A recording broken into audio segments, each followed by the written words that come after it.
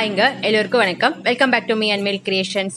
இன்னைக்கு வீடியோல வந்து ஒரு சூப்பரான ஸ்வீட்டான ரெசிபி தான் பார்க்க போறோம். என்னன்னு பாத்தீங்கன்னா பரங்கிக்கால பால் கூட்டு எப்படி பண்ணலாங்கிற வீடியோ தான் பார்க்க போறோம். இப்ப வாங்க நம்ம வீடியோக்குள்ள போலாம். இந்த ரெசிபி பாத்தீங்கன்னா சர்க்கரையும் பாலும் வச்சு பண்ண போறோம். அதுக்கு வந்து ஃபர்ஸ்ட் பரங்கிக்காவை இந்த மாதிரி பொடி பொடியா கட் பண்ணி எடுத்து வச்சுக்கோங்க.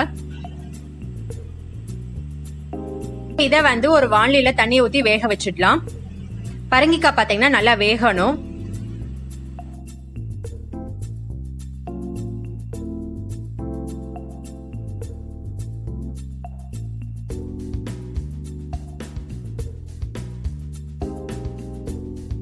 பாத்தீங்கன்னா பரங்கிக்காய் வந்து ஓரளவுக்கு நல்லா வெந்திருக்கு.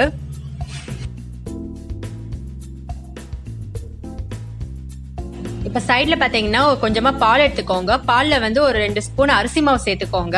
இது எதுக்குன்னு பாத்தீங்கன்னா வந்து கூட்டு கொஞ்சம் திக்னஸ் கொடுக்கறதுக்காக அரிசி மாவு சேர்க்கிறோம். இப்ப இதை எல்லாத்தையும் நல்லா மிக்ஸ் பண்ணிடுங்க, பாலையும் அரிசி மாவையும்.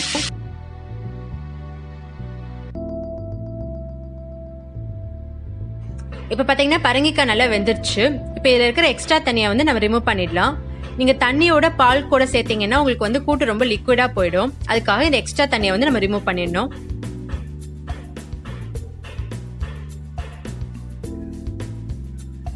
தண்ணி எல்லாம் ஃபுல்லா ரிமூவ் பண்ணதுக்கு அப்புறமா இந்த மாதிரி ஒரு கரண்டியை வச்சு நல்லா ஸ்மாஷ் பண்ணிக்கோங்க. இதுல வந்து லைட்டா ஒரு பிஞ்ச் சால்ட் வந்து சேர்த்துக்கோங்க. இந்த சால்ட் எதுக்குன்னு பாத்தீங்கன்னா உங்களுக்கு ஸ்வீட்டை வந்து நல்லா எடுத்து கொடுக்கும். அதுக்காக தான். ரொம்ப சால்ட் சேர்த்துறாதீங்க, ஏன்னா இது வந்து ஒரு ஸ்வீட்டான கூட்டு. இது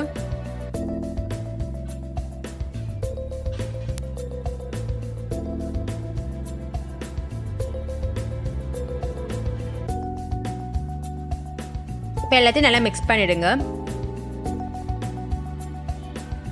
மிக்ஸ் பண்ணதுக்கு அப்புறமா பால் சேர்த்துக்கோங்க.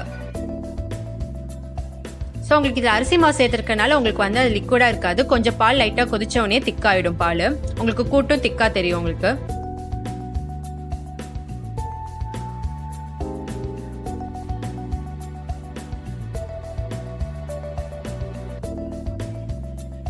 இந்த மாதிரி நல்லா ஸ்மாஷ் பண்ணிக்கோங்க.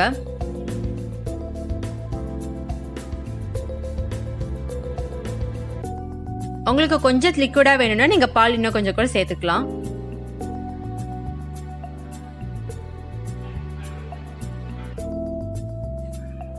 இப்ப பாத்தீங்கன்னா கொஞ்சம் திக்காயிடுச்சு.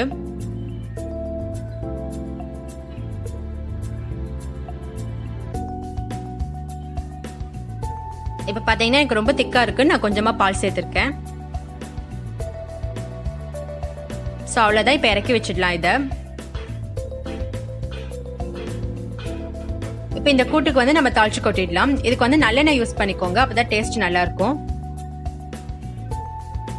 எண்ணெய் சூடானதுக்கு அப்புறமா கடுகு சேர்த்துக்கோங்க.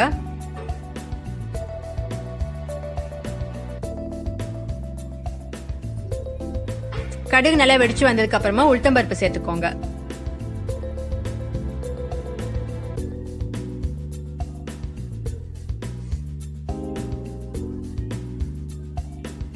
உளுத்தம்பருப்பு நல்லா பிரவுனிஷா வந்ததுக்கு அப்புறமா நம்ம அதை வந்து கூட்டுல சேர்த்துடலாம்.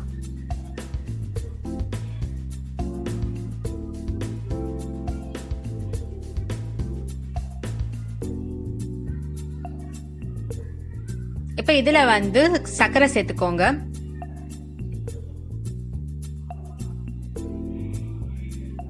சோ உங்களுக்கு தேவையான அளவு நீங்க சேர்த்துக்கோங்க சர்க்கரை. உங்களுக்கு எவ்வளவு ஸ்வீட் வேணுமோ நீங்க அந்த அளவுக்கு சேர்த்துக்கலாம்.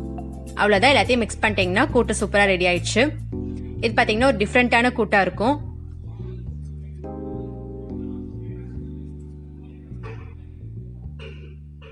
இந்த ரெசிபி உங்களுக்கு பிடிச்சிருந்தா என்னோட சேனலை லைக் பண்ணுங்க, கமெண்ட் பண்ணுங்க, ஷேர் பண்ணுங்க, மறக்காம சப்ஸ்கிரைப் பண்ணுங்க. தேங்க்யூ ஃபார் வாட்சிங்.